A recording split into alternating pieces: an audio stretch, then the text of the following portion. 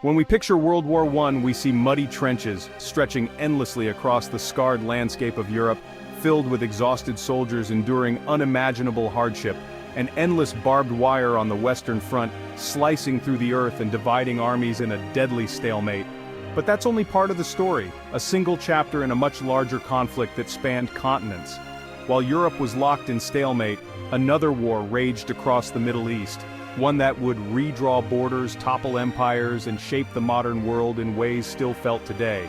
Here, the British Empire, Russia, and their allies clashed with the Ottoman Empire, fighting for control of vital sea routes, oil fields, and the future of entire peoples. The stakes were enormous, and the consequences would echo for generations. This was a war of deserts, mountains, and ancient cities, a world away from the trenches of France. Soldiers faced searing heat, unforgiving terrain, sandstorms, and disease, with many falling ill far from home, struggling to survive in harsh and unfamiliar lands. Supply lines stretched for hundreds of miles, snaking through barren landscapes, making every advance a logistical nightmare. The armies were a global mix: British, Indian, Australian, New Zealander, Arab rebels, Turks, Kurds, and Germans, each bringing their own hopes, fears, and ambitions to the battlefield. These forgotten fronts reveal World War I as a truly global conflict, not just a European tragedy. The battles for Gallipoli, Baghdad, and Jerusalem set off a chain of events that led to the collapse of the Ottoman Empire and the birth of new nations, forever altering the political landscape. To understand today's Middle East, we must remember the war fought beyond the trenches, where destinies were rewritten in the sands and cities of an ancient land. Let's uncover the story of the forgotten fronts and see how their legacy still shapes our world. By 1914, the Ottoman Empire was a shadow of its former self. Its power faded, its lands lost, and its influence in the world greatly diminished. Once a mighty force stretching across 3 continents, the empire now faced internal decay and external threats on all sides. The Young Turks, a group of ambitious and reform-minded officers, seized power in a bold coup. They saw the looming world war as a rare opportunity to restore Ottoman glory and reverse decades of decline. They gambled everything, joining Germany and the Central Powers, hoping to reclaim lost territory, regain international respect, and break free from British and French dominance that had long overshadowed them. The Ottoman army was under-equipped and poorly supplied, but leaders like Enver Pasha believed that a swift German victory would change their fortunes and bring about a new era for the empire. In October 1914, Ottoman warships attacked Russian ports, plunging the empire into the global conflict and signaling their commitment to the Central Powers. This bold move opened up new fronts from the Sinai to Persia, threatening British control of the Suez Canal and the region's vital oil fields, which were crucial for fueling the modern war machine. The British feared the Ottoman Sultan's call for jihad might spark rebellion across their vast Muslim colonies, from India to Egypt, destabilizing their empire from within. The Ottomans launched bold offensives, marching toward the Suez Canal, determined to strike at the heart of British power in the region. They also attacked Russia in the harsh Caucasus Mountains and pushed into Mesopotamia, opening multiple fronts and stretching their own resources thin. Their aim was clear: stretch Allied resources, force a shift away from the European heartland, and create new opportunities for Ottoman resurgence. The so-called sick man of Europe was determined to prove its strength and resilience, refusing to fade quietly into history. The Middle East was now a central battleground, with the fate of empires and the future of entire peoples hanging in the balance. The Ottoman gamble would have consequences far beyond the war itself, redrawing borders and sowing seeds of conflict that would echo for generations. The stage was set for a clash of empires and ideologies, a struggle that would reshape the Middle East and leave a legacy still felt today. Gallipoli, perhaps the most famous of the forgotten fronts. In 1915, the Allies, led by Winston Churchill, tried to break the deadlock in Europe by attacking the Ottoman heartland. Their plan: force warships through the Dardanelles, capture Constantinople, and open a supply route to Russia. The naval assault failed. A land invasion followed. On April 25, 1915, British, French, Australian, and New Zealand troops landed at Gallipoli, facing fierce Ottoman resistance. The campaign devolved into brutal trench warfare with heat, disease, and constant danger. After 8 months and over 250,000 casualties on each side, the Allies withdrew. Gallipoli was a disaster for the Allies, but a defining victory for the Ottomans and Mustafa Kemal, future Ataturk. For Australia and New Zealand, it became a story of national identity and sacrifice. The failed campaign showed the world the Ottomans were far from finished. The war in the Middle East was just beginning. After the costly campaign at Gallipoli, the focus of the war shifted dramatically to the vast deserts of Sinai and Palestine, where new challenges awaited both sides. The Ottoman Empire sought to seize the vital Suez Canal, a lifeline for British imperial communications and trade, but British and Empire troops held their ground with determination. To launch a counter-offensive, the British built railways and pipelines across the unforgiving Sinai, overcoming logistical nightmares to move men and supplies through the harsh desert. The Egyptian Expeditionary Force, composed of British, Australian, New Zealander, and Indian soldiers, endured relentless heat, blinding sandstorms, and outbreaks of disease, pushing forward despite exhaustion. After early setbacks at Gaza, General Allenby assumed command. He used clever deception and daring cavalry charges, most famously at Beersheba, to finally break the Ottoman defensive lines. In December 1917, British troops entered Jerusalem, capturing the ancient city in a symbolic victory that resonated around the world and boosted Allied morale.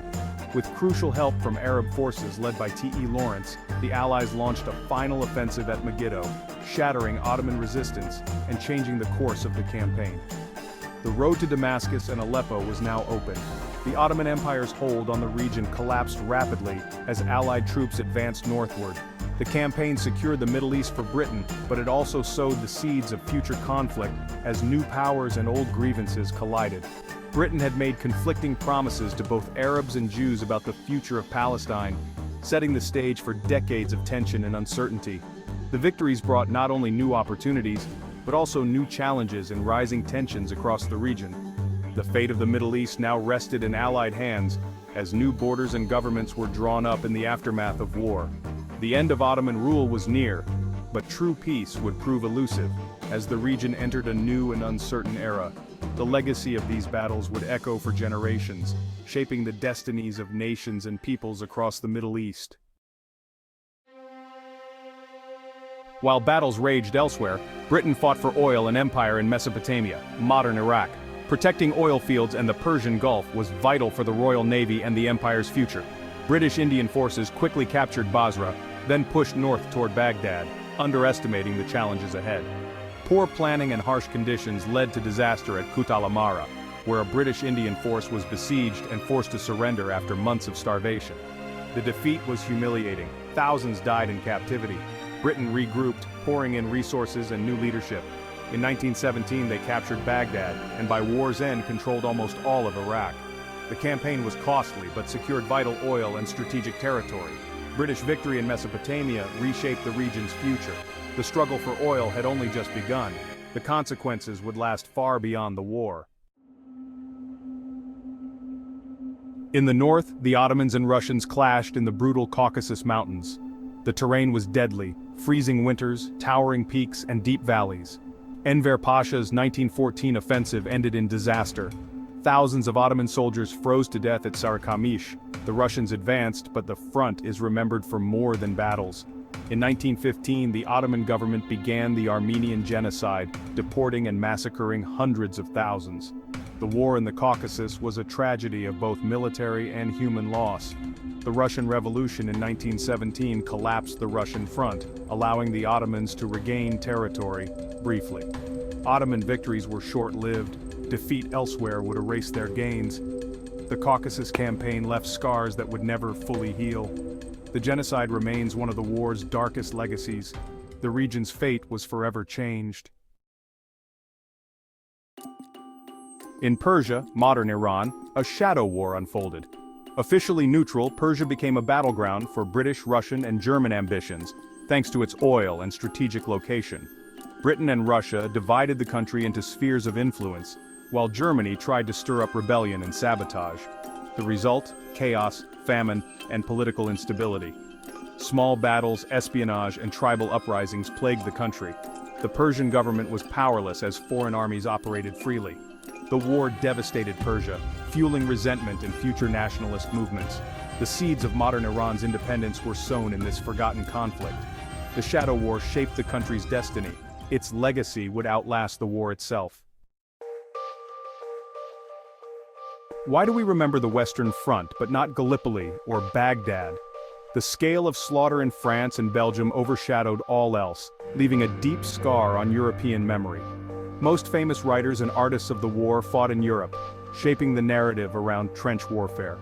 The Middle Eastern campaigns, fought by colonial troops, were sidelined in national histories.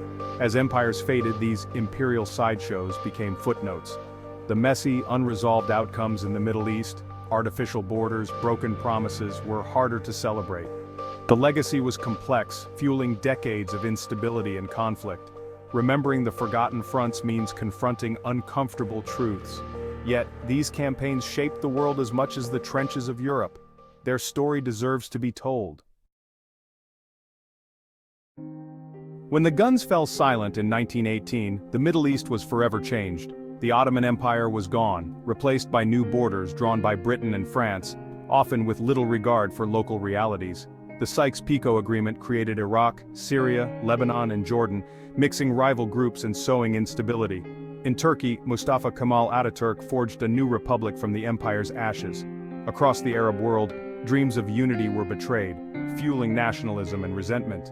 The Armenian genocide left a legacy of loss and trauma. In Palestine, British promises to both Jews and Arabs set the stage for a century of conflict.